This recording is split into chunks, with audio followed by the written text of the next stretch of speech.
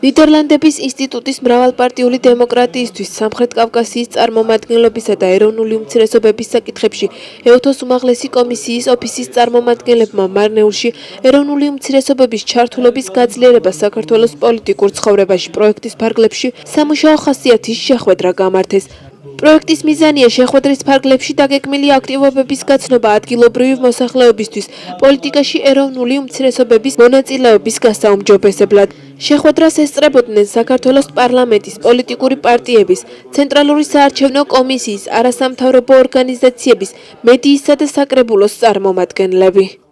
ამ შეხვედრის მიზანი არის უფრო მეტი კავშირების დამყარება ქართულ პოლიტიკურ პარტიებს და ადგილობრივ საზოგადოებას შორის. ჩვენი ქვეყანა არის მრავალეროვნული სახელმწიფო, თუმცა ეროვნული უმცირესობების წარმომადგენლების მონაწილეობა პოლიტიკურ ცხოვრებაში არის დაბალი.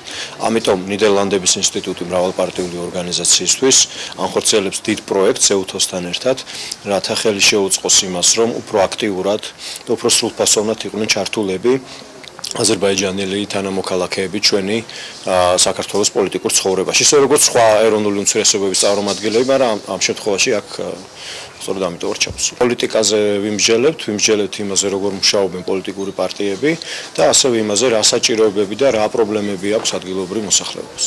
კარგია რომ ეს პროცესი დაიძრა, მიდის საუბარი იმაზე და მე ძალიან მაინტერესებს უშუალოდ პოლიტიკური, თქვათ, პარტიების ხელმძღვანელების პოზიცია გავიგო, რატომ ხდება ხოლმე რომ ძალიან ხშირად რომ არჩევნების წინ ახსენდებათ ხოლმე მხოლოდ ეთნიკური უმცირესობები და ძირითადად ახსენდება როგორც ამორჩეველი და არა თქვათ ამა თუ იმ პოლიტიკური პარტიის მონაწილე, უშუალოდ იქიდან გამომდინარე რომ მაინც ახლა პრაქტიკა გვიჩვენებს რომ არსებობენ ადამიანები, რომელსაც აქვთ სხვადასხვა მოსაზრებები და ის სტერეოტიპი იმისა, რომ ეთნიკური უმცირესობები ყოველთვის ხელისუფლებას ხარს უჭერენ, ეს ბოლო 200-მესამე არჩევნები იყო, გვიჩვენა რომ თათ ესეც არ არის, ეს პროცესი დაიძრა, იზრდება ახალი თაობა, რომელსაც აქვს სურვილი, რომ ძალიან აქტიურად ჩაერთოს პროცესებში და გააზრებულად ჩაერთოს.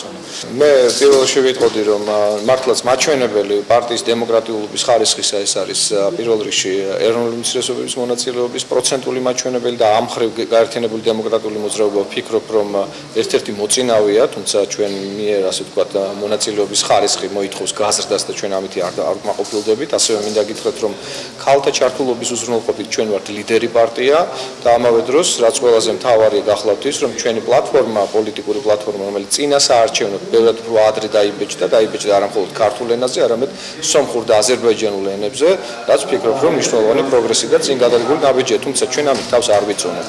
და თვლით, რომ სწორედ ასეთი ასე ვთქვათ ხელშემწყობი ღონისძიებების ჩატარებამ უნდა უზრუნველყოს ინსტიტუციურად ჩვენი შემდგომი წარმატებები ამ მიმართულებით.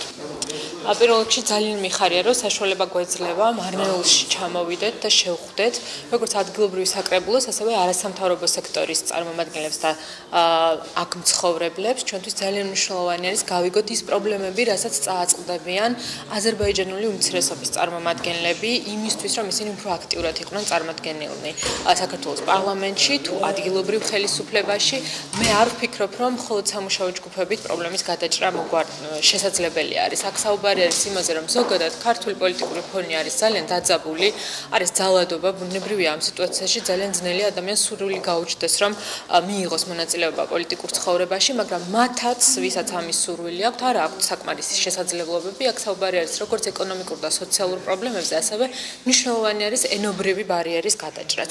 ამ კუთხით ერთიანი ნაციონალური მოძრაობა მიესალმება და ჩვენ უკვე დავნერგეთ შიდა შერჩევის პროცესებში დემოკრატიული და გახსნილი პროცესები, რომელიც გულისხმობდა მაგალითად პრაიმერისის ჩატარებას, რაც გულისხმობს, რომ უშუალოდ ჩვენი მხარდამჭერები ადგილებზე შეარჩევენ მათ წარმომადგენელს, რომელიც შემდგომში იქნება მერობის კანდიდატი თუ გამგებლობის კანდიდატი, ეს აუცილებლად შეუწყობს ხელს უმცირესობების წარმომადგენლების წამოწევას.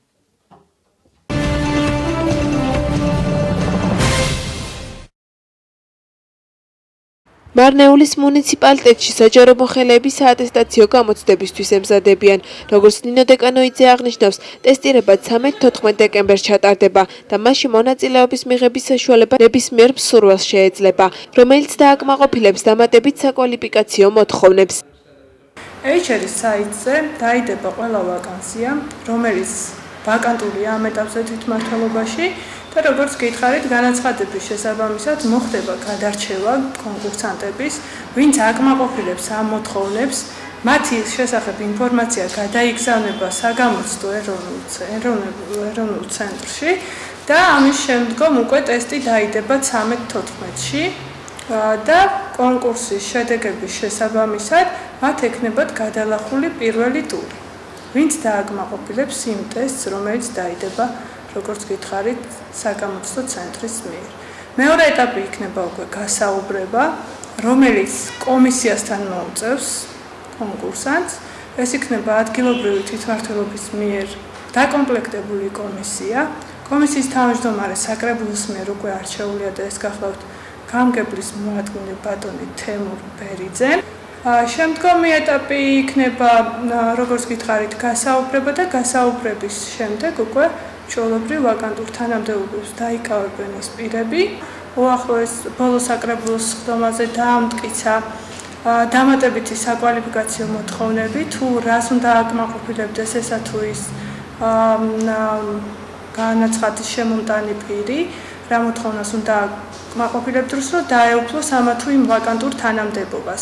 ასევე დადგენილი იქნა ქულები, მოგეხსენებათ, რომ ატესტაციის ტესტირების მიხედვით ქულის რაოდენობა ტესტში შეადგენს 60 კითხვას, 60 კითხვიდან შესაბამისად ქულების მიხედვით იქნება ბარიერის გადალახვა. სწორი, ანუ 60 კითხვიდან თუ პიროვნება განაცხადის მიხედვით დააკმაყოფილებს 55%, 53%, 51% ეს რანგირების მიხედვით მოხდა ამის ჩამოყალიბება, ანუ სპეციალისტის ყველაზე დაბალ პოზიციას ყველაზე დაბალი ქულა განეკუთვნება მაქსიმალურ ბარიერს, ხოლო შემდგომ ქულების მიხედვით იზრდება. ვაკანტური თანამდებობის დაკავებისთვის აპარატის უფროს 36, განყოფილების უფროსსა და თანაშემწეს 33, მთავარ სპეციალისტს 32, წამყვან სპეციალისტს, უფროს სპეციალისტსა და სპეციალისტს 31 ქულიანი ბარიერების გადალახვა მოუწევთ.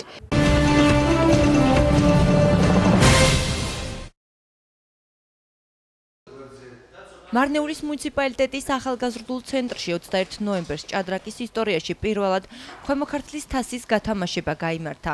თამაში მონაწილეობას იღებდნენ ქვემო ქართლის გუნდები მარნეულის, რუსთავის და ბოლნისის. ქვემო ქართლის თასის ფინალი 23 ნოემბერს გაიმართება და გამარჯვებულებს მედლები, სიგელები და ფულადი პრიზები გადაეცემათ. დღევანდელ შეხვედრაზე არ იმყოფებოდნენ გარდაბნისა და დმანისის გუნდები. დღევანდელი ჩვენი ღონისძიება არის ქვემო ქართლის თასის გათამაშება, გუნდური გათამაშება, რომელიც პირველად ტარდება საერთოდ. ამას ჩაეყარა საფუძველი ქვემო ქართლის ჭადრაკის ფედერაციისა და მარნეულის ახალგაზრდული ცენტრის ძალისხმევით. ჩვენ ყველანაირად ვეცდებით, რომ შეჯიბრება ტრადიციული გახდეს. დღევანდელ ჩვენს გათამაშებაში მონაწილეობას ღებულობს 4 გუნდი, აქედან 2 გუნდი არის მარნეულის წარმოდგენილი, ასევე არის ქვემო ქართლიდან, ანუ კიდევ არის რუსთავის გუნდი და არის ბოლნისის გუნდი. სამწუხაროდ რამოდენიმე გუნდმა ვერ მოახერხა ჩამოსვლა, მაგრამ ჩვენ ყველანაირად შევეცდებით, რომ შემდეგისთვის უკვე მათაც მიიღონ მონაწილეობა. ჩვენ რა ვიცი, დიდი იმედი გვაქვს, რომ შეჯიბრება შედგება, როგორც ასეთი, იქნება ყოველთვის მოსაწონი, ასე რომ ვთქვათ და იქნება ტრადიციული, გახდება ტრადიციული. მე ვფიქრობ, რომ ჩემი გუნდი საკმაოდ ძლიერია იმისათვის, რომ გამარჯვება მოიპოვოს. ჩვენ ყველა ძალას ვიხმართ ამისათვის. ყველაზე მეტად კი ის მიხარია, რომ თამაში იმართება ჩვენთან მარნეულში. ეს ჩემთვის ძალზედ მოსახერხებელია და თავს ძალიან კომფორტულად ვგრძნობ.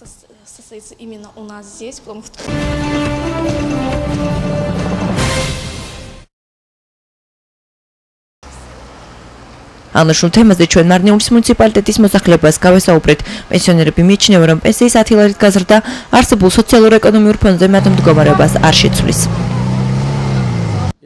პენსია ისედაც ცოტაა, პროდუქცია ბაზარში კი ძალიან ძვირია. მინდა რომ პენსია არა 10 ლარით, არამედ უფრო მეტით გაიზარდოს, რადგან მე პირადად თვეში 100 ლარი მხოლოდ წამლებისთვის მჭირდება. რას უნდა ვფიქრობდე, 10 ლარი არ არის თანხის ის ოდენობა, რომ ჩვენს მთავრობას ეს საქმეში ჩაეთვალოს. ბუნებრივია, ეს ჩვენს მდგომარეობას არ შეცვლის. ჩემი აზრით, ეს ჩვენი დაცინვა 10 ლარით მომატებას ვფიქრობ, არანაირი აზრი არ აქვს. ყველაფერი მაწუხებს, თვალები, ფეხები მტკივა. მთელი პენსია წამლებში მეხარჯება. 10 ლარით კი არა, დაახლოებით 100 ლარით მაინც უნდა გაგვეზარდოს პენსიონერებს პენსია.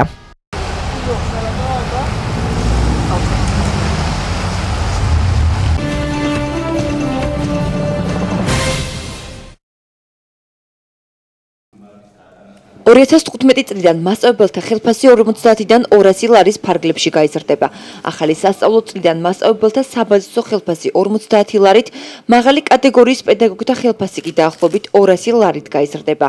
ამის შესახებ ფინანსთა მინისტრმა 3 ნოემბრის მთავრობის ხდომის დასრულების შემდეგ განაცხადა. 2014 წლის სახელმწიფო ბიუჯეტი 9 მილიარდ ლარს შეადგენს.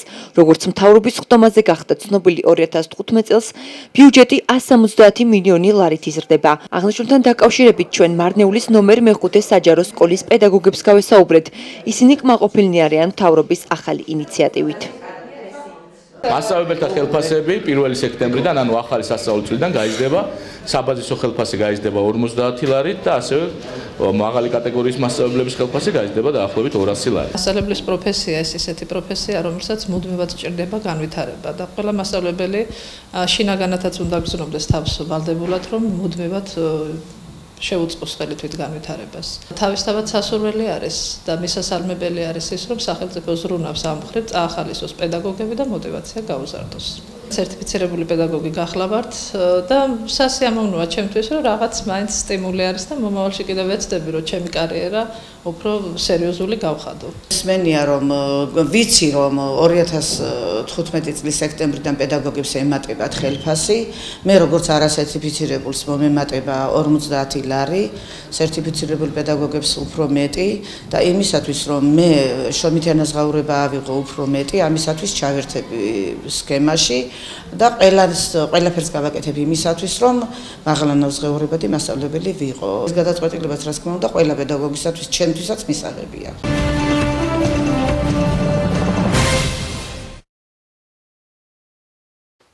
15 ნოემბერს საქართველოს მასშტაბით დასუფთავების აქცია გაიმართა. მასში ჩართული იყვნენ სხვადასხვა საჯარო დაწესებულებები. სხვა რეგიონების მსგავსად ინიციატივას შეუერთდნენ მარნეულის მუნიციპალიტეტის თვითმმართველობის წევრებიც. ეგრეთ წოდებული შაბათობა მოეწყო მარნეულის მუნიციპალიტეტში არსებულ ყველა საჯარო სკოლაში. დასუფთავების აქციის პარალელურად თვითმმართველობის წარმომადგენლებმა მოქალაქეებთან ერთად ნერგები დარგეს.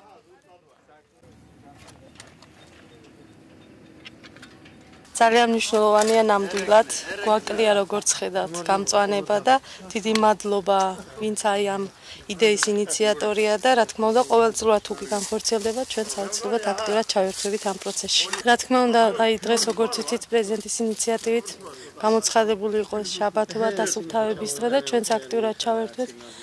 Რავით დავასუფთავეთ ირგვლივ ყველაფერი სიგნით შენობაც და დიდი მადლობელი ვართ რომ აი ესეთი ინიციატივები ხშირად ხორციელდება ხოლმე. მე მივიღე ხეების დარგვაში მონაწილეობა გამწვანებაში და ძალიან მიხარია იმედია ყოველ წელს მოეწყობა ეს ყველაფერი. დღეს ჩატარდა შაბათობა მთელი რაიონის მასშტაბით ასე ვთქვათ. მოსახლეობა გამოსული იყო. დაასუფთავეთ სკოლები, საბავშვო ბაღები, ქუჩები, სავაჭრო ობიექტების მიმდებარე ტერიტორიები და მოკლედ ვიზრუნებთ ჩვენი რაიონის თავზე. ამ აქციას ექნება პერმანენტული ხასიათი და სისტემატურად განხორციელდება ხოლმე. ეს არაა პირველად არ ვატარებთ ამას და გაგრძელდება მომავალშიც. ვიზრუნოთ ყველა მეტად ჩვენი რაიონის სუფთავეზე. ამ ანალოგიურად დღეს დავრგეთ დაახლოებით 500 ხე ირგვება სხვადასხვა სოფლებში და თვითონ ქალაქშიც.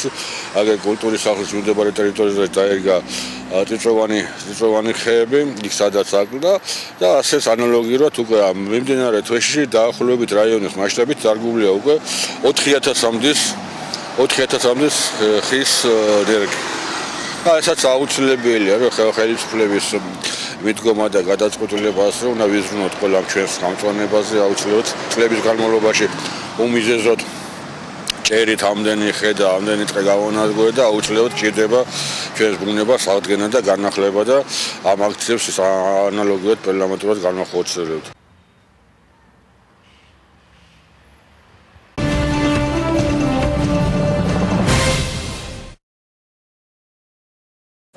საქართველოს განათლებისა და მეცნიერების სამინისტროს ინიციატივით ქვეყნის მასშტაბით ბავშვთა მიმართ ძალადობის წინააღმდეგ კამპანია ნაბიჯი თანადგომისკენ იწყება. აღნიშნული კამპანიის ფარგლებში სამინისტრო ორ კონკურსს ვიდეორგოლებისა და ესეების გაკეთების კუთხით იწყებს. სამინისტროს ინიციატივა 19 ნოემბერს საზოგადოებასთან ურთიერთობის დეპარტამენტის უფროსმა ნატა ასათიანმა გააჟღერა. აღნიშნული კამპანიის ფარგლებში სამინისტრო ორ კონკურსს გეგმავს, ესენია ვიდეო რგოლებისა და ესეების კონკურსი სახელწოდებით ნაბიჯი თანადგომისკენ. კონკურსში მონაწილეობა შეუძლიათ საქართველოს საჯარო და კერძო სკოლების მოსწავლეებს მე-7-დან მე-12 კლასის ჩათვლით. კონკურსების თაობაზე სრული ინფორმაცია შეგიძლიათ ნახოთ განათლებისა და მეცნიერების სამინისტროს ოფიციალურ ვებგვერდზე. მოგიწოდებთ ჩაერთოთ კონკურსებში და წინააღმდეგეთ ძალადობას. აღნიშნული კამპანიით დაინტერესდნენ მარნეულის საჯარო სკოლებიც. როგორც მე-5 საჯარო სკოლაში აცხადებენ, ინიციატივა მისასალმებელია და მასში მონაწილეობას აუცილებლად მიიღებენ. გავიგე რომ დაიწყო კონკურსი ბავშვთა ძალადობის შესახებ და მე ამ კონკურსში მინდა ჩართვა, იმიტომ რომ ბევრმა არ იცის ამის შესახებ, რამდენად მნიშვნელოვანია ეს, რომ ხალხმა იცოდეს. ამიტომ მე ჩავერთვები ამ კონკურსში და შევეცდები გადმოვცე ის აზრები, რაც ჩემი შეხედულებიდან გამომდინარეობს. ეს ინიციატივა არის ჩემთვის მისაღები, იმიტომ რომ ძალიან კარგია ესეთი სახის აქტივობები, რომელიც ხელს შეუწყობს ბავშვთა ძალადობის მხრივ ამის აღმოფხვრას და უფრო მეტი წინსვლები იქნება ამ მხრივ. მივესალმები ამ ინიციატივას და აუცილებლად მივიღებ მონაწილეობას. კამპანია ნაბიჯი თანადგომისკენ 10 დეკემბერს ადამიანის უფლებათა დაცვის საერთაშორისო დღეს დასრულდება.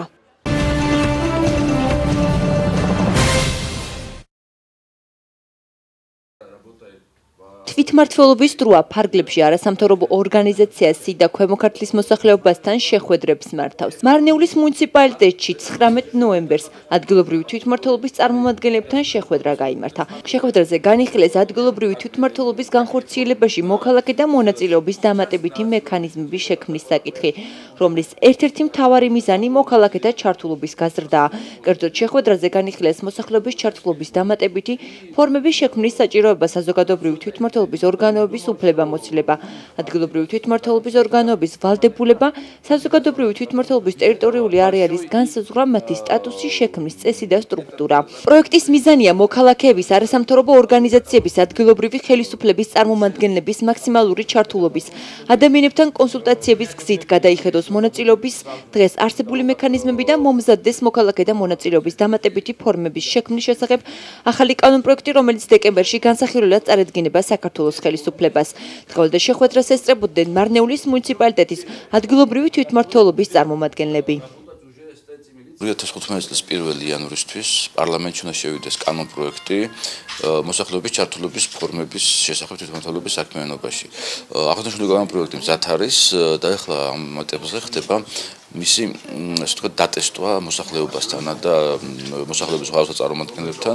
საქართველოში საერთოდ ჯამში იმართება 200-მდე შეხვედრა მთელი ქვეყნის მასშტაბით. სიდა მართავს შეხვედრას ქვემო ქართლის მუნიციპალიტეტებში. ამ შეხვედრებზე ვაკეთებთ პრეზენტაციას ამ პროექტის ძირითადი პოსტულატებისა და მოსახლეობას ვაკითხებით, რამდენად ეთანხმება, რამდენად მისაღები არის მათთვის ეს პოსტულატები, რამდენად მისაღები არის ის ძირითადი თეზისები, რაც ჩადებული არის პროექტში. 2015 წლის 1 იანვრიდან ალბათ შევა კანონში ცვლილებები თვითმმართველობასთან დაკავშირებით შეიძლება მოხდეს, რომ სოფელში ჩამოყალიბდეს საზოგადოებრივი თვითმმართველობა. რამოდენიმე კაცის შემადგენლობით განსაზღვრავთ ჩვენ თვითონ ადგილზე. ძალიან კარგი იქნება, რომელიც იმუშავებს ადგილობრივი პრობლემების გადაჭრაში.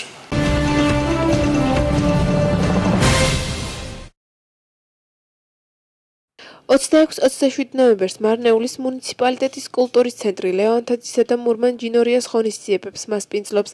აღნიშნული საჩუქარი მარნეულის მუნიციპალიტეტის ხელმძღვანელობამ ადგილობრივ მოსახლეობას წინა საახალწლოდ გაუკეთა.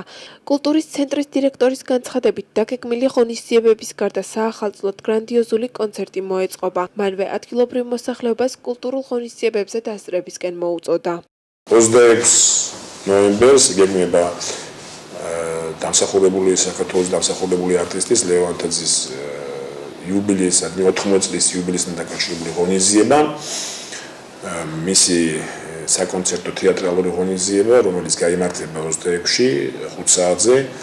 ვფიქრობთ მოვიწვიოთ პირველ რიგში ახალგაზრდები, ბოლო უფრო სპასელები, რომელთაც განსაკუთრებულად იქნება ალბათ საინტერესო მასთან შეხვედრა, მასთან შეხება, მისი მოსმენა, მასთან საუბარი, კითხვების დასმა, გაცვლა, ესე კითხვების დიახ, საერთოდ დრომეზანის საჩუქარის დიახ, მუნიციპალიტეტის საჩუქარია რაიონის ახალგაზრდებისთვის და არა მარტო ახალგაზრდებისთვის, რაიონის ინტელიგენციისთვის, რომელიც განსაკუთრებულად ელოდება ყოველთვის რომ რაღაც კულტურული ღონისძიება ჩატარდეს. 27-ში ვაპირებთ გადაწყვეტილია შეთანხმებულია ჯინო მურმანჯინორიასთან შეხვედრას მის ღონისძიებას, ასევე ვეგმავთ იგივე საზოგადოებას, ეს არის ანუ კიდევ ერთხელ ვიმეორებ წინა საახალწლო საჩუქარი რაიონის ახალგაზრდებისთვის და ინტელიგენციისთვის. მას შემდეგ ფაქტობრივად ერთი თვის განმავლობაში ერთი თვე გვაქვს პერიოდი მოცემული წინა საახალწლო მზადებისთვის, რომელიც ინტენსიურად მიმდინარეობს.